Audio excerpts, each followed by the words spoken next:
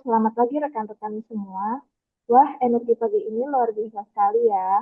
Meskipun lewat Zoom, semangat kita untuk menimba ilmu di Kemendikti Saintek tetap membara. Hari ini kita akan berdiskusi bersama narasumber yang luar biasa dari Universitas Erlangga, Ibu Lutfi Fajar Nuraida. Perkenalkan Bu, saya Elma, ada Kak Dea, ada Kak Andrew, ada Kak Setian, dan ada Kak Azom. Kami sebagai peserta Latsar CPNS Mahkamah Agung 2026 sangat tertarik untuk melakukan studi virtual ke instansi Kemendikti Saintek. Selamat pagi, Bu. Sehat ya, Bu? Halo, selamat pagi. Alhamdulillah sehat. Senang banget nih ketemu teman-teman semua yang lagi latsar. Selamat ya, semoga bisa lancar nih sampai akhir sampai dinyatakan lulus. Izin bertanya, Bu Lutfi, sebagai dosen di salah satu kampus ternama seperti Unair, Universitas Airlangga, tantangan pelayanan tentu sangat dinamis. Nah, menurut Ibu, bagaimana Ibu menerapkan nilai berakhlak tadi, yaitu berorientasi pelayanan, terutama dalam memenuhi ekspektasi mahasiswa milenial dan Gen Z yang eh, ingin tahunya sangat tinggi dan serba cepat dan solutif.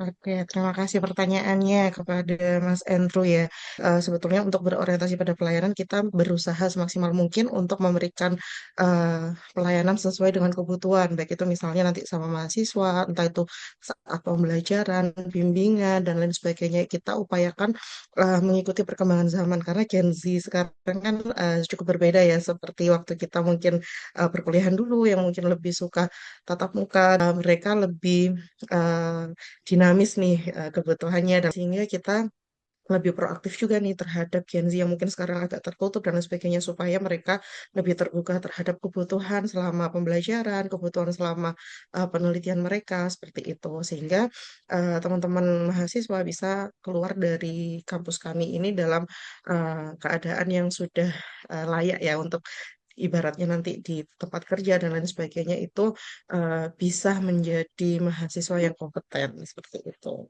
Izin bertanya, Bu Lutfi. Saya Septian. Ya, Untuk pertanyaan pertanyaan dari saya terkait nilai akuntabel dan kompeten di dunia akademis kan sangat kental ya, Bu, dengan riset, publikasi. Bagaimana cara Ibu menjaga integritas anti plagiarisme sekaligus terus memacu diri agar tetap kompeten di tengah gempuran teknologi AI di saat ini, Bu? Terima kasih, Bu.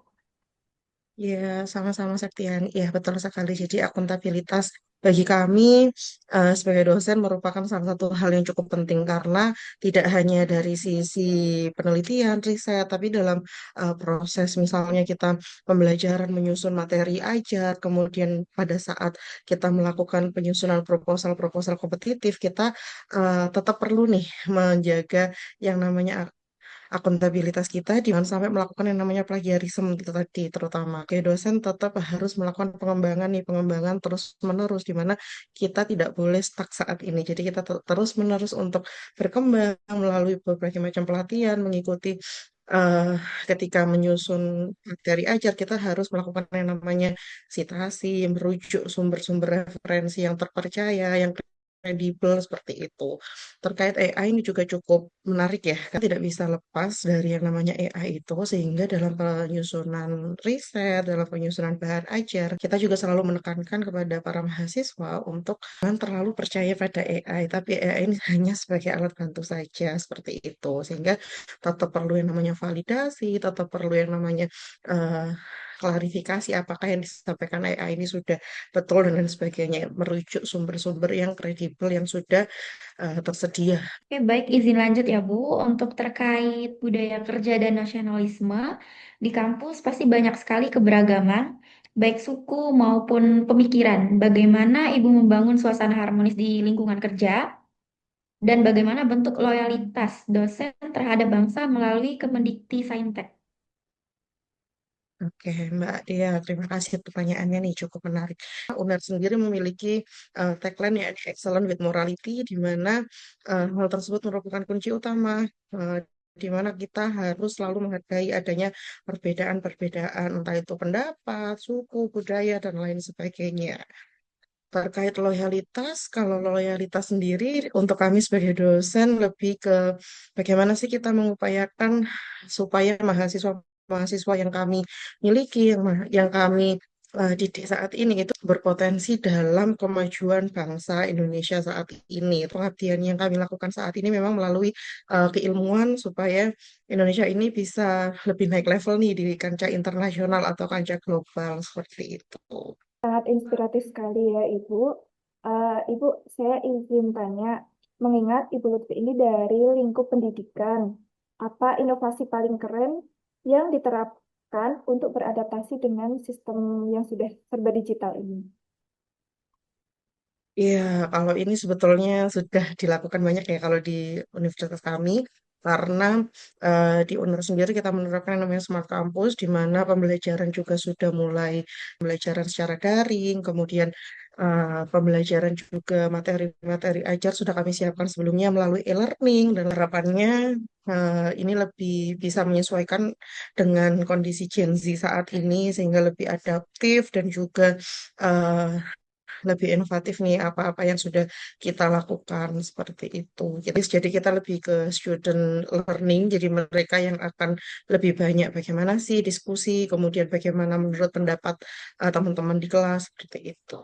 Terakhir saya ya Bu ya, eh, untuk nilai kolaboratif di era sekarang kan tidak bisa sukses sendirian. Bagaimana Kemendikbudristek atau Unair berkolaborasi dengan instansi lain agar hasil risetnya tidak cuma jadi tumpukan kertas di perpustakaan tapi beneran terpakai begitu.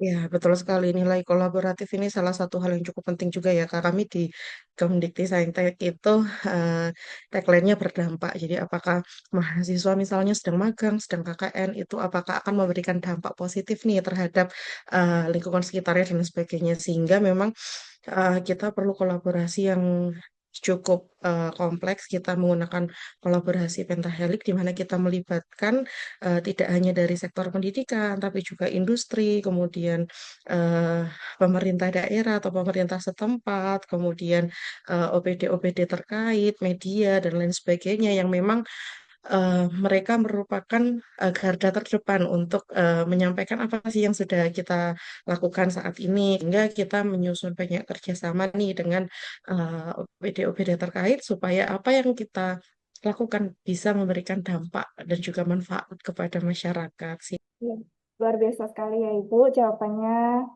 daging semua, dan semoga kita bisa eh, mengadaptasi nilai-nilai berakhlak dari Kemendikbudristek untuk kita bawa di Mahkamah Agung atau instansi kita bekerja nanti. Ya, terima kasih banyak Ibu atas waktu dan kesempatan yang sudah diberikan kepada kami, wawancara atau studi virtual yang kami lakukan. Terima kasih. Eh, Assalamualaikum warahmatullahi wabarakatuh. Waalaikumsalam warahmatullahi wabarakatuh.